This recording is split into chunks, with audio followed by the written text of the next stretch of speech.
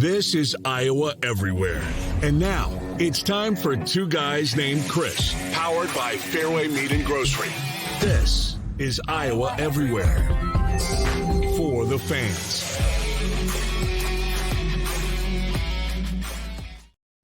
What's up, guys? Welcome to Two Guys Named Chris. We are obviously not live on a Monday morning like you all are used to. In fact, we're not live at all. We're just recording this thing, and then you guys can watch it back and obviously listen to it on the podcast, posting it a day early here on a Sunday. Reason being, Chris Hassel is on his way to the Super Bowl for CBS Sports HQ. We will talk about that. I also want to, we had promoted that we were going to do the giveaway for the circuit trip on Mondays, Two Guys Named Chris. Well, obviously, we're not doing a Monday, Two Guys Named Chris. So I will do that at some point early this week, and we'll let you all know when that drawing is going to happen. You still have time if you want to go to iowaeverywhere.com, and you can fill out that super easy form to win $300 from our friends at Fareway, and also a trip for two to Las Vegas to the greatest sportsbook on the planet at Circa, right there in the heart of downtown Las Vegas. But We I are presented really as screwed always. things up for you, huh? We are always presented by our friends at Fareway Meat and Grocery. Chris Hassel has his Fareway hat on his way. Do you wear that? Is that just your traveling hat now? You just rock the Fareway hat? Yeah, people love it. People stop me in airports all over the place. Wow, that's a sweet hat, man. Do they ask to see your meat? Where's your meat? I said, wait, just wait. Just wait. Have you ever had pork sphincter? It's the first thing I'll say. Yeah, you know, my co-host, he takes the pork ass and he smokes it for like 10 hours. And then he makes tacos out of it. I'm going on 2 days without a shower. Oh, why? Wife's gone. Oh. She went to Tampa for a birthday party. And so I've just been sitting around watching basketball all weekend. Sounds And rough. I didn't work out yesterday, so I figured, I didn't sweat. I don't need to shower. But I'll shower before I hit the road today. I fly out. We're recording this on Sunday morning. I fly out in just a couple hours. So I'll get a shower in before then, Chris. Got a direct? Nah, I fly Delta. So I always go through Atlanta because I got the status on Delta. Oh, because you fly Sitting so up much. front. Yeah, I'm right up front with the pilots. Just because you fly a lot, that's... Yeah. Are you all right with those? no, I'm not. Don't even ask. Headphones there, pal. I got a lot going on here.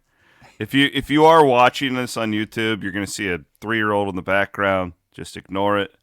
I'm doing my best here. Doing my best. I've got headphone problems. I got all sorts of stuff going on, but I'll make it work. I'm going to power through this, just like your Iowa Hawkeyes did yesterday. We'll get to that. Real quick, so the Super Bowl, you're just doing live shows all week? Is that how it goes? Yeah, I'll be live on CBS Sports Network Monday through Friday at, what would it be, 2 o'clock Central Time. 2 to 5 Central. We'll be on the air. Me and Amanda Giata will be doing our shows from out there, HQ Spotlight. Shout out to Amanda. She's a listener of the podcast.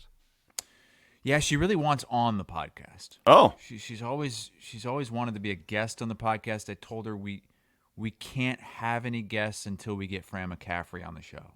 yeah. So That's all I could think about yesterday watching gonna that be a game while. is how we're going to get Fran on the show. I was like, I made a promise to Chris. Now I got to pull through here. yeah, good luck. Godspeed. The Super Bowl, do you like covering it? Yeah, Do you it's like always doing that? different every year.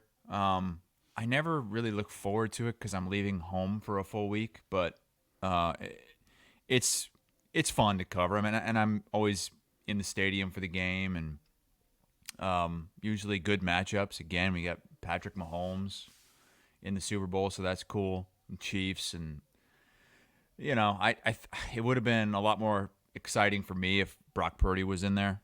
and I know you too. You probably would have been down there covering that. Yeah, I whole was shebang for planning Cyclone on Fanatic. it. If Brock made it, yeah, I was planning on it. I don't know if I would have honestly, I don't even know how it works. I don't even know if they would have given a guy like me a credential for the game, but I was guy going to like you. hack just a local yokel. No, we're gonna give a dirt track fan a credential to go to the Super Bowl. I don't know about that. Well, for real though, like I was going to I think go down there, and so Sage is going on Wednesday. You should get in touch with Sage. But What's I was he doing thinking down there? he's always one of those former players that just walks around Radio Row, and Okay, gotcha. yeah, he does it every year. We won't be at Radio Row though. Our set is in a park somewhere. I think it's called Margaret T. Hance Park. It's north of the city. I guess they're having some sort of fan fest up there later in the week, so that's where our HQ set is going to be for the most part until game. Well, that's what I was gonna do, and really do just a bunch of features on Brock and do stuff Radio with his Row's parents. funny because there's always like Jerry Rice will be walking around with a bottle of tequila, just going around doing. Oh yeah, he wants to pimp his tequila. Yeah. Joe Montana's always around. Everybody always says, "Who's the best quarterback of all time?" And he'll say Otto Graham. Did you know? Here's a little tidbit for you. A buddy of mine, I don't know, the Chiefs like lead communications guy, he's the SID type thing, is an Iowa State guy. He's a buddy of mine. Oh, really? Yeah, I don't know if you'll have a run in with him or not, but his name's Brad. If he's great guy, phenomenal human being. Yeah. Okay. So I was hoping for the 49ers Chiefs and then go down there and do a bunch of stuff, but maybe probably won't be next year. Oof. We'll find out about Brock. There's really no official word on that. It's just that guy from Dan Patrick's show kind of stirred everybody up, and then I don't know. We'll have to wait and see. Still waiting on that second opinion, I guess. Yeah. All right, so we're gonna do a shorter show today. We are just recapping Iowa and Iowa State, and we kind of want to look ahead. We will do another show later this week. We just don't know exactly when it will be because of Chris's schedule, but we'll let all of you guys know on that. I do have a busy week coming up. I'm doing a show with Sage that's going to completely preview the Super Bowl, do all that stuff. I think that I'm doing one on gambling, on betting the Super Bowl with Mike Palm, so that'll be good insight for all of you guys. Of course, Jordan and J-Bo are going to be live having a game watch at Wellman's with our friends from Circa for the Super Bowl, so you can plan on that. But we'll have a really busy week as we are in the heart of college basketball season. We're not going to forget about that as well. Let's start with Iowa. They had the later game. It's fresher on everybody's mind. They really, until about 10 to go, Chris, it was kind of I would say a 2 to 5 point deficit consistently, Iowa and Illinois. And boom, it was the Tony Perkins game. Guy takes over. Perkins, Chris Murray really combined to have a dominant performance. And then you have the perfect little Peyton Sandfort, hitting three big threes. That's a great win for Iowa. One that I want to say like it was a must win, but man, if you want to, you don't want to drop that home game to Illinois in that way, and bam, they got the job done. Good win for the Hawkeyes. Yeah, and Carver was rocking. Finally got that Saturday afternoon game, and you got it against your rival. And it blows my mind that Iowa and Illinois don't play each other 2 times every year. This is their only meeting of the regular season. It's Iowa's best basketball rivalry. And you had the extra stink on it this year with the Orange Crush getting locked out of the building, and you had the Boys and Girls Club come on the court in the middle of the game. That was great. It was a huge win PR wise for the Iowa athletic department. They did a great job with all that, and then the game was just awesome. I mean, I felt like Illinois had. I think Illinois is a better team. I do. I think if this is on a neutral court or at Illinois, it's a different story. But Iowa they stayed in it. They kept coming, and boy, Perkins. They were just giving him that 15-foot jump shot, and when he took that, he made it. When he took it to the rim, he got to the free throw line. And I'll tell you where I think this game was lost for Illinois, and Brad Underwood even pointed it out in the post-game press conference. The end of the first half, I'm not sure I've seen a worse minute of basketball from a team with the lead, a somewhat substantial lead. Illinois was up 7 points with 1:03 to go, and they had the ball. And over the next minute and 3 seconds, they lose 6 points. It's a 1-point game at halftime. They turn the ball over, up 7. Iowa gets a 3-point play. And then Illinois had the ball up 4 with the shot clock off. And they rushed a shot. They shot it with like 20 seconds left. Yeah. Iowa gets it back. Of course, Murray hits the 3 going into the half, and that changed everything, I think. And then Iowa came out with a nice little run to start the second half, and they had the lead. That right there was the difference in the game, and it was just a dumb, really dumb couple plays by Illinois. But as far as Iowa goes, what I really like about this team is that it can always be someone different that steps up for the big game. Sure, Murray's always going to be around. He's always kind of going to get his 20 points or so. But they've had games where this one was Perkins, the games where Samford has won it, the games where Rabracha has won it. And I think during this homestand, the 3-game homestand this week that they swept, there were 3 different leading scorers in all 3 games. So, it's not just... Yeah, it was Murray, it's not just Rabracha, Murray. and Perkins. Mm-hmm. So that's great from an Iowa standpoint, that they can have different people stepping up on different nights depending on what the other team is giving you. And Brad Underwood said it after the game. We were going to live and die with Tony Perkins beating us. We did not want it to be Chris Murray or anybody else. I mean, Ulis and McCaffrey, 2 starters, combined for 2 points. Yeah, a little insight, too, for more casual fans. And, Chris, I'm sure that you've picked up on this over the years. The good college basketball coaches, when they're playing, I mean, they'll pick a guy like that and say, we're going to let him shoot. They all do it. All the great ones do it.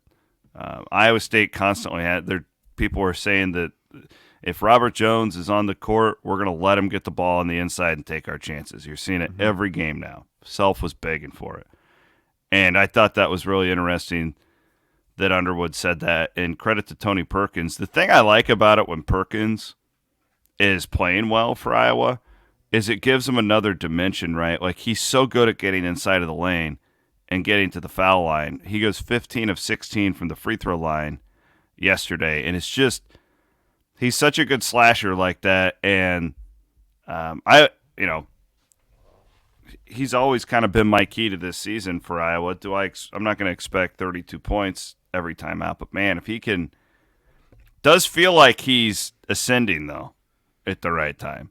Again, I don't know what his expectation is. It's not like Chris where you're going to get 15 to 20, but if he can just keep that level of consistency up, Iowa, I don't think this is a second weekend NCAA tournament team by any means, but my point is you're going to have a guy like that if you want to accomplish that this year. And it was good to see him do that in such a big game. I don't think he had ever, I think one time he had scored over 20 points, and that was a career high. Maryland game. It was 22 points. He had never scored more than 22 points. He went for 32. And where it came off the rails for Illinois and their plan to allow Perkins to be the guy, if he's going to be the guy, then tip your cap. Where it came off the rails was that they put him to the line too many times. Yeah. I mean, just way too many fouls. The officiating's so bad in college basketball.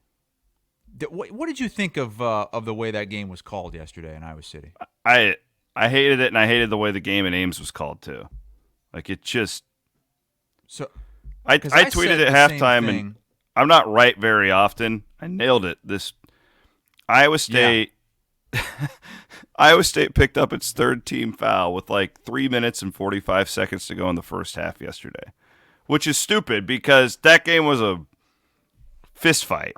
Like, there are guys flying all over the place. Like, it was stupid. Like, they had clearly fouled more than that, right? But they didn't call anything. Kansas only had like 7 fouls in the first half. Frashilla in the first half was like, they got to start calling fouls or else this game's going to get out of control. It was the most predictable thing ever that these refs were going to come out in the second half and call everything. Kansas is in the bonus at like the 13:41 mark. And it's not a different exactly what game. happened in Iowa City. Yeah. Like, it's Illinois so didn't have any fouls dumb. in the first half, and then all of a sudden, both teams are in the double bonus early on in the second half. It's just a free throw fest in the second half, and Iowa was the beneficiary of that. Good for them. Right.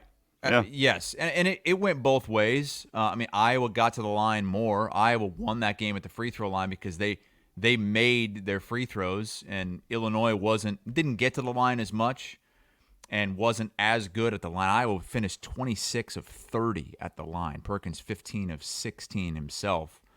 But the game was great. My only gripe was that there were too many fouls called, and mostly in the second half, and too many trips to the line, too many stoppages in play. The game lasted 2.5 hours. Mm-hmm. That's insane for a game that doesn't go to overtime to last that long. And I tweeted that out and said that was the one thing I didn't really love about this game. It was a great game, but 40-plus fouls, 50-plus free throws, 2.5-hour game. And I got a lot of responses from people that thought the game was perfectly officiated.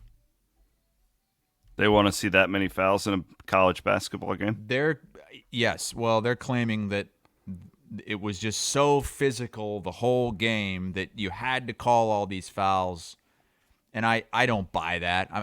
I think that there needed to be a lot of fouls called. How about 30 fouls called instead of 42? You know? No, I get it.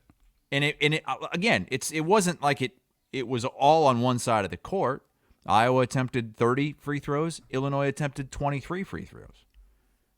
Actually, the fouls were almost dead even. Illinois was called for more, 22 to 21. 22 to 21, yeah. So 43 total fouls, and it was pretty much even. Some people took that as like it was a slight on Iowa's win.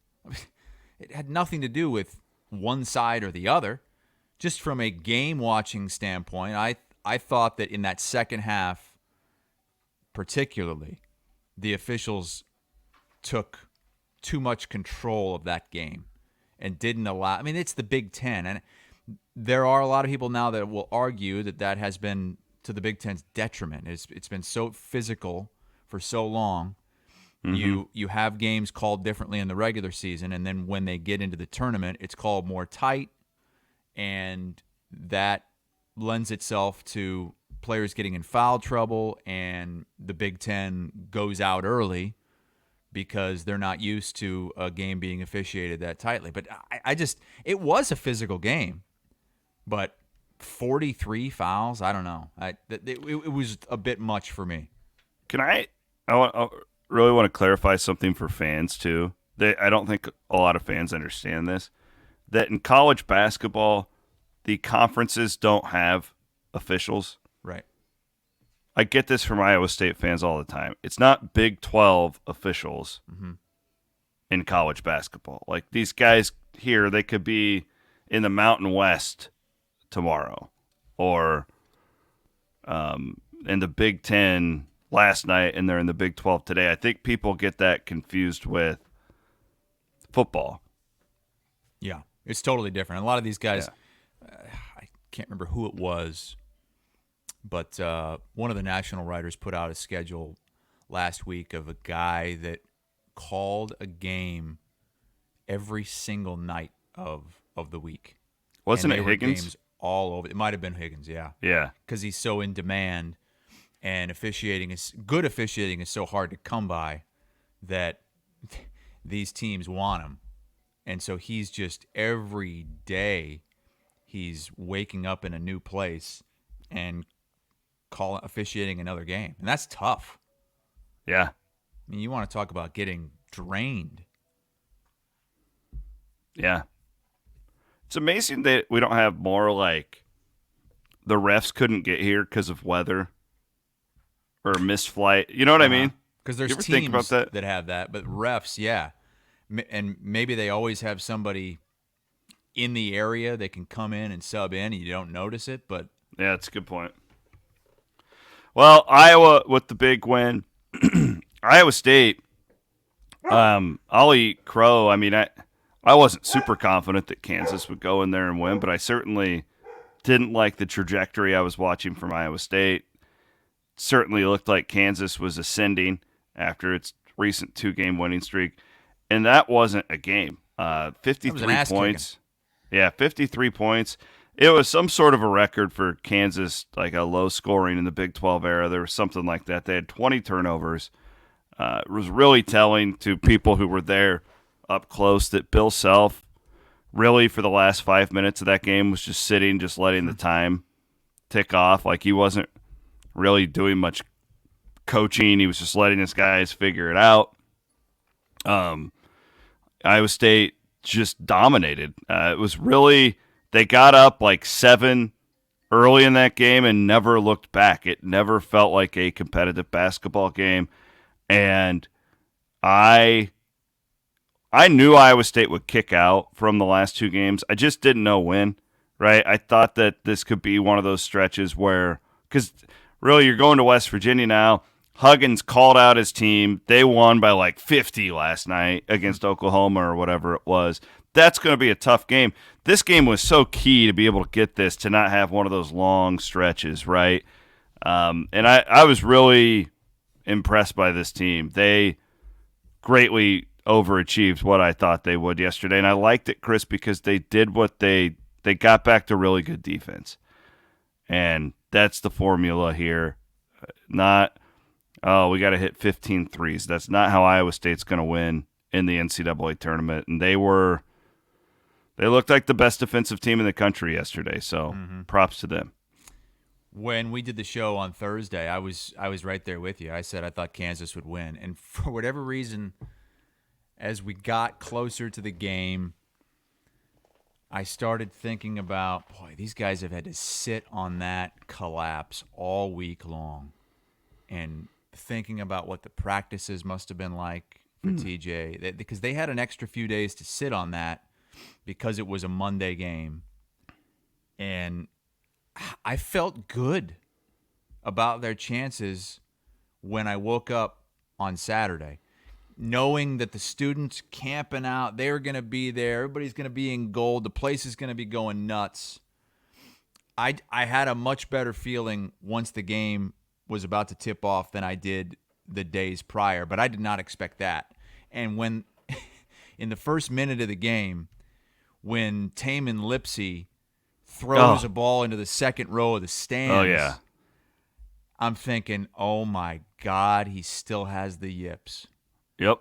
And after that, he was awesome. Perfect. I mean, what a bounce back game for him. 10 assists, 8 rebounds, 3 steals. 2 points or 1 point and 2 rebounds away from a triple-double. Wow. Oh. And against Kansas, too, when he had to know everybody was going to be looking at him, watching him. How is he going to respond? Kansas is going to be keying on him. That's the guy. He's rattled. We got to rattle him early, and he might crumble. What a game. Yeah, and then another guy, I feel like somehow, Jaron Holmes isn't getting enough recognition. So I don't know if you saw his press conference yesterday, Jared Stansberry. No. So Jaron didn't score. He was 0 for 4 in the first half.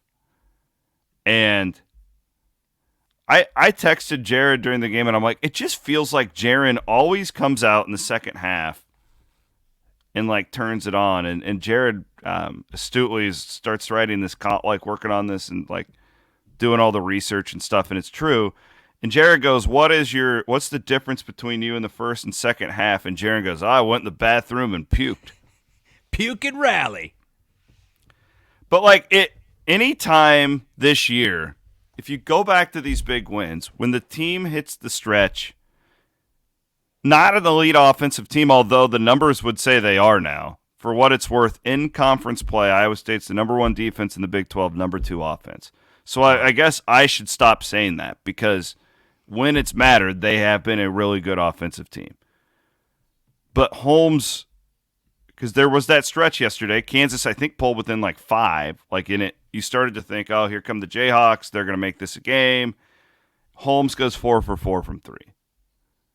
And really just bullies his way to these points. And I don't know, to me, he's kind of like your Chris Murray, where it's just what you're going to get. I don't necessarily know what I'm going to get from Caleb Grill every night. He hits 8 threes against Tech. He goes 1 of 7 yesterday. Kalsher's kind of the same. I feel like I know what I'm getting defensively from him. He has 8 points. He had a really good game, but did a lot of other things well. Oshuni's the same way. He'll have 15, and then the next game he'll have 6. Holmes is the guy. But it feels like we've come to kind of expect it, so we don't talk about him as much. And if he can be out there and hit some threes, that changes some things too, because they don't have to guard Lipsy out behind the arc. That's the one thing he's got to work on, is finding a jump shot. Even no if doubt you're not about gonna that. Take it that much. You got to show that you can make a shot from 15 plus feet away, because they're, like you said with Jones inside, it's the same for Lipsy outside. They sag off him and they don't worry about his shot. But if he can get to the cup, kind of like a Tony Perkins, it doesn't matter as much. I thought Oshuniyi in the first 5-10 minutes of the game was really important, because they were letting him go one-on-one and he was winning those battles. It was not a fair battle inside when Oshuniyi got it. Kansas didn't have anybody that could go toe-to-toe with him. And that was a big win early in the game. But bottom line, defense, you're right. No doubt. Forced 20 turnovers. You're plus 10 in turnover margin. I'd never seen a layup stat as crazy as that. It was 20-2. Iowa State had 20 layups in the game. Kansas, I think, had 2. It was crazy. It just showed you the defensive differential. Let's look at the Big 12 real quick, because this has gotten really interesting. I don't know if I would tab Kansas as the favorite anymore, Chris. No, I don't think so. I think it's pretty clear that they don't have the best roster, maybe not the second or the third best. And I think Texas had a really impressive win yesterday at Kansas State. So Texas has a game lead on Iowa State, and then it's TCU, Kansas State, Baylor, Kansas, all tied at 6-4. I think I would take TCU and Baylor for sure over Kansas right now. Yeah, there's something that's missing on that team, and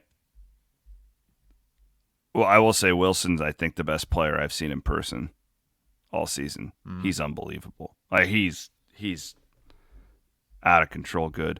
The Big Ten standings are really interesting too. Now you have Purdue, and that's Iowa's next opponent at the top of the league. They lost yesterday in a rivalry game at Indiana on the road. That was an awesome atmosphere. Yeah. Really, really and good basketball Purdue was game. An underdog, even as the number one team. I think Indiana was favored by a point or two. But then you have just a total logjam. Yeah, this is the second best team in the conference.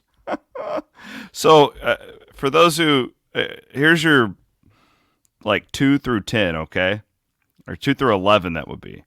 You have Rutgers 8-4, Iowa, Maryland, Indiana, and Illinois are all 7-5. At the time of us recording this, it's Sunday morning, so there's going to be some things change. But you have Michigan, Northwestern, Michigan State at 6-5, and then Wisconsin and Penn State at 5-6. So it's really like I don't know. Who do you think's the second best team in that league? I think it's Indiana at this point, and not just because they won that game yesterday. I think that they have ascended. I mean, they're actually, as of Sunday, the only other ranked team in the Big Ten. Now, the Big Ten has a bunch of teams that are going to get in the tournament, but not ranked teams. Iowa might be on the edge of the AP poll when the new one comes out on Monday. The way Iowa's playing right now, they look great, but it's mostly at home.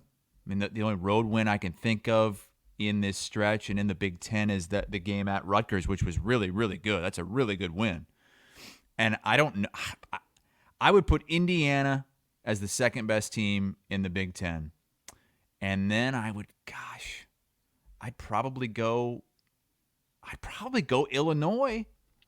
Even though Iowa just beat them, I would put Illinois just ahead of Iowa.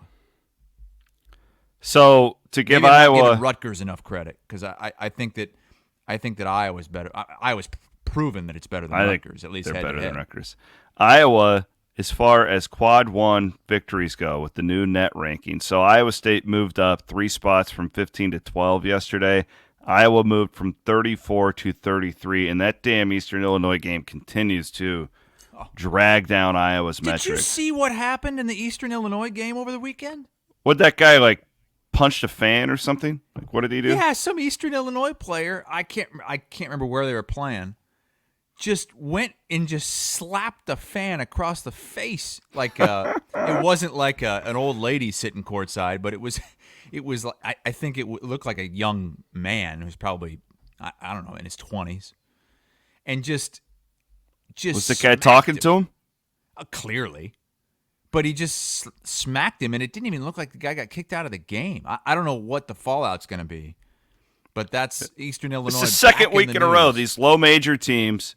You got the Uber Eats guy walking onto the floor. What's going on at these low major arenas these days? Anything goes. So the net rankings again: Iowa 34 to 33, Iowa State 15 to 12. The Hawks actually, Iowa and Iowa State are both tied with 7 quad one wins. Wow. Which I wouldn't have pegged Iowa to have that many. Yesterday was right on the bubble as far as what it was going to be because it was a home game, but I think that the NCAA counted it as quad one. Ken Palm actually had Illinois as quad 2. It's so weird how that works because when Iowa State beat Kansas State, who was the number 5 team in the country, that was considered quad 2 by Ken Palm, quad 1 by the NCAA. It's just these metrics are all weird. Right. But yeah, so you have Kansas has 9 quad 1 wins, which that's why Iowa State jumped 3, by the way, was because they won that game by 15. Points matter in this ranking. So if Iowa State would have won that game by a point, I don't think they would have jumped 3 spots. Purdue has 9 quad 1 wins. Texas has 8, and then you have Iowa State, Baylor, and Iowa, and Xavier out of the Big East, all with 7 quad 1 wins. So Iowa's in great shape. Yeah, but and that stupid Eastern Illinois game is bringing down their metric. But it's important to note that when it comes to the NCAA Tournament Selection Committee, they don't care about what your net ranking is. All they care about is the net rankings of your opponents, your quad 1 wins, your quad 4 losses. That's all they care about. So yeah, they'll look at, oh God, they lost to Eastern Illinois and they're down in the 300s and it's a quad 4 loss. But they're not necessarily going to seed you based on your net ranking. It's all about the net ranking of your opponents. They care more about who you've beaten than who you've lost to. Yes. That's a good. The other example here is TCU because they had a quad 4 loss at home early in the year, just like Iowa did. Mm-hmm. And TCU is 5-5 against quad 1, 4-0 against quad 2, but they're at 17, and that quad 4 loss is brought down. So they're a very similar profile to Iowa when it comes to that. Iowa has been so good on the offensive end after that 0-3 start in the Big Ten. Does it worry you that they need 80 points to win games? Absolutely. I think they only have 3 wins this year when they Well, don't reach 80. In fact, I was doing this research last night. Let me pull it up. If you go conference games only, okay, Iowa is the second worst defense in the Big Ten. So this is just Big Ten games, wiping everything else out. They are the worst defense in the Big Ten when it comes to opponents' field goal percentage. And they're giving up the most offensive rebounds in the Big Ten as well. So it has to be a concern. It reminds me so much of the Hoiberg years covering those teams where you know that you can go off and score 90, but you also know that you can't stop anybody. The reason why it's worked out for Iowa to this point is that they're offsetting that by making 3-pointers and getting to the free throw line more than their opponents. That's been a huge key. They have, I believe the stat that they said on the broadcast yesterday was Iowa has made more free throws than their opponents have attempted. And again, yesterday, free throw line was the difference. Not only did they get to the line, they're making their free throws. And they've been shooting the 3 at an incredible clip. So that's great. Like you can afford to give up 70 points, but you've got to always be on. You got to always have somebody that's going to get you over the top to 80 points. And it's kind of scary when you know that down the road you're going to be not going to be playing at Carver. You're going to be playing neutral site games. And are you going to be able to get there? Are you going to be able to get to 80 points on a consistent basis? Again, they keep playing great defensive teams. Illinois, great defensive team, and they still get there. Rutgers, great defensive team, and they still get there. So, is this the toughest stretch of the schedule for Iowa coming up? Let me read it to you. Purdue on the road. You're going to be a 9-10 point underdog in that one. I don't expect them to, especially Purdue coming off that loss too. They're pissed off. So Minnesota's terrible. Oh God, one of the worst Big Ten teams we've seen. And they were a 10-point home underdog to Maryland last night, and I looked at the score. They were down by like 35. Minnesota. This is so hard. By 35. They are ranked 283rd in offense. For a high major team, that's hard. Iowa should totally run them. So you should win that. So Ohio State has lost 8 of 9. The one team they beat was Iowa. Yeah, but it's in Iowa City. Correct. You'll be favored in that one, but I still stay tuned. Then you have to go to Northwestern, at Wisconsin, Michigan State at home, and at Indiana. That's the next stretch for Iowa. That's a tough stretch. We're gonna. We'll learn a lot more about Iowa. They've got a really important stretch coming up here, February 9th through February 28th. Yeah, what we know about Iowa is that they are really, really hard to beat at home. They don't lose at home. But on the road, I mean, they just lost those back-to-back games at Ohio State, at Michigan State. They lost it at Nebraska. They lost at Penn State.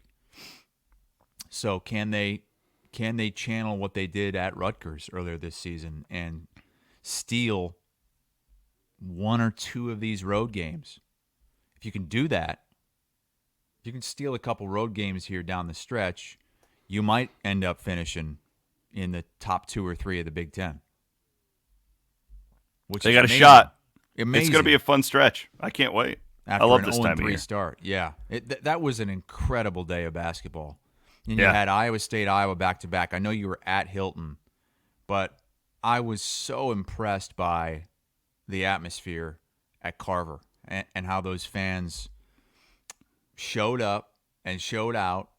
That place was rocking in the second half when Iowa finally got over the hump and took that lead. And I can't remember a time where Carver has been that lively on TV, albeit in recent memory. Now, I'm sure it was a great atmosphere for the Iowa State game. I don't know that game could have risen to the level of yesterday's game, and that was neat. It was just a bad game, so it's hard, right? And that was my point. I tweeted that I was actually I thought that it was more of a powder keg inside Carver than it was at Hilton, and I think a lot of that had to do with the fact that Iowa State just kicked the shit out of Kansas. And Yeah. It wasn't a game in the second half. Fans didn't need to be lit up that whole time, whereas the Iowa game was back and forth the whole time, and you have that extra rivalry aspect of it with the Orange Crush, and but even to be on that level, I'm not saying Carver is better than Hilton. I'm not saying that it's going to be that way the rest of the year, because it's not. You know what you're going to get from Hilton. That place, that's 3 straight games where it's just been an amazing atmosphere. 3 straight top 10 wins at Hilton. Yeah, Hilton it was nice yesterday. to see what Carver can be when you get the stars to align. Hilton yesterday was like a party in the second half. There wasn't that tension. You texted me during the Juicy Wiggle that you just saw some drunk lady piss herself dancing. They just go crazy when that song comes on. Like it's unbelievable. They just lose their minds. Everybody. You got geriatrics in the corner dancing. You got the student section. They're doing backflips. Now like the dancers, like the team cheerleaders, they're doing the like dance thing, the Juicy Wiggle like dance. Everybody's involved in this thing now. So I was not home again until Thursday, February 16th. They only have 3 home games left. You know what? My dad said this to me. We were watching. I met my dad at a bar, and because then we went to the women's game, the Iowa State Baylor game last night, and we were watching the Iowa game, and he goes, "Feels like every time I turn on an Iowa game, they're at home." They've had a lot of home games, so they got the schedule kind of flips on them here. It's 5 of their last 7 games have been at home. Yeah. And now it's 4 of their next 5 on the road. And that only home game is a Thursday night at 9. Uh-oh. A little too late. Well, it's 9 Eastern. Sorry. Well, at least it's a Central. Thursday. But then they do get another Saturday home game against I don't Michigan understand State. it. Iowa City's great. Like, if I was an Iowa fan, I'd just go sit at the Vine. I'd go to the Vine at like 5, get some wings, just get drunk, have somebody drive me up to Carver, drop me off at the front door. Let's get after it. Let's yell. I don't get it. The students have to buy in, and they did yesterday. They were there. Hopefully they had fun, and they're like, oh, basketball's a good sport. But, come back. Like, don't just only show up for a game or 2 a year. Keep coming back for more. It's a fun team to watch. I don't know this for a fact. I think Iowa State's sold out the rest of the year. I'm guessing that there's some available for Oklahoma that's a Saturday. That'll get sold out. But I know that they're sold out next Saturday night against Oklahoma State. TCU is going to be sold out. And then, Iowa State, I don't think they'll beat West Virginia. I don't either. West Virginia is going to be favored in that game by a few. Yes. Significantly favored. They may be a 5-point favorite in that one. I think they'll lose that. But then home games, which they've proven to be really tough at home, obviously. You get Oklahoma State, TCU, and then you have a tough 2-game road trip at Kansas State, at Texas. Oh, God. Put some hair on your chest for that one. Wow. It's going to be a fun end of February for both squads. And then you have Drake. Let's go to the Valley for 1 minute here. Did you watch that game last night? I didn't, but I've seen that they've had 2 double overtime. I watched the UNI game back. I went back and watched that one from earlier in the week. I watched the Drake game last night because I saw that they were down in the second half at Valpo, and it was an ESPN Plus broadcast, and it was the Valpo play-by-play guy was calling the game on ESPN Plus. It was like the radio feed? Yes. Well, I don't know if it was radio and TV, but the guy that was calling the game on ESPN Plus is the voice of the. Apparently, they're not the Crusaders anymore. That I guess that name got canceled. They're now called the Beacons. Oh, okay. Were you aware of this? No, So if it's not Drake or Northern Iowa, I don't know a lot of Valley. So that the broadcast had everything. It was hilarious because this announcer, he was like 5'2". He was, and you could see him because they were on the opposite side of the court. He was right behind Darren DeVries, who kind of walks up and down the sideline. Well, this guy is so short. He was standing on press row calling the game. He was standing up, and he still couldn't see the game. But he's a big Valpo guy. And then they had the student section's all drunk. They've got these guys wearing Speedos lining the first row. Just nothing but like a flesh-colored Speedo. And Drake comes back, forces overtime, and then eventually wins it in double overtime. And now it's a three-way tie atop the Valley. Yeah. Drake, Belmont, Bradley. Drake didn't really have the non-con that it wanted, but it feels like they're settling in as the best team in the Valley right now. I mean, it kind of feels like they're... Bradley will have an argument. They just went into Northern Iowa. That's true. They beat Good the Panthers point. last night handily. Real quick, shout out to my guy Steve Prohm. Took one on the chin last night. 43-point loss by Murray State. Is Steve Prohm your guy? I was just saying that. But they... 99-56, they lost at Indiana State. Yeah. Jeez, and now they got Drake next. Murray State's got Drake and Bradley. That's their next stretch. They got to go to Bradley after Drake on Tuesday. Wow. Tough one there for Coach Prohm. Yeah, all right, we'll get off. Taking a few lumps here in Valley play. They kind of owned the OVC along with Belmont. It's tough. 6 in the Valley. Tough to switch leagues, man. Up. Yeah, it is tough. People do not understand that when. Yeah, look at Loyola in the A10 this year. Loyola Chicago, they came into the Valley and just owned it. In the A10, they are last place by themselves, 2-8. Well, it's another thing, too, that I have to keep telling myself. Like, I look at Iowa State's football schedule that came out this week, and I'm like, oh, that's brutal. You got to go to Cincinnati, to BYU, and it is tough, but it's like TCU didn't become good in the Big 12 for like 10 years. So it's like, Yeah. Let's see how teams like UCF hold up when they have to play Central Florida University. I was the one that broke the news to you that they hate it if you call them Central Florida. Now I'm going to keep doing it. And now you're using that. I'm just going to keep pounding that. I don't know really what happened. Apparently Cyclone Larry on the Twitter declared war. He riled people up over there in Orlando. Have fun at the Super Bowl. I'm right. jealous. I know it's a lot of work. Someday I want to do that. I'll just be your intern. Just walk around like carrying your microphone. I'd love to do that. It almost happened this year. Almost. It brought that close. Not close. Appreciate you, man. We'll figure out when we're gonna do the show and let everybody know later in the week. But he is Chris Hassel. Thanks to Fareway Meat and Grocery for sponsoring the program, as always. Don't forget, I just saw my friend Jeff Benson from Circa putting up a bunch of fun props for the Super Bowl on the Circa Iowa Sports app. And go and check that out for Super Bowl Sunday coming up later this week. He's Chris Hassel. I'm Chris Williams. Thanks for watching. Thanks for listening on the Iowa Everywhere Podcast Network.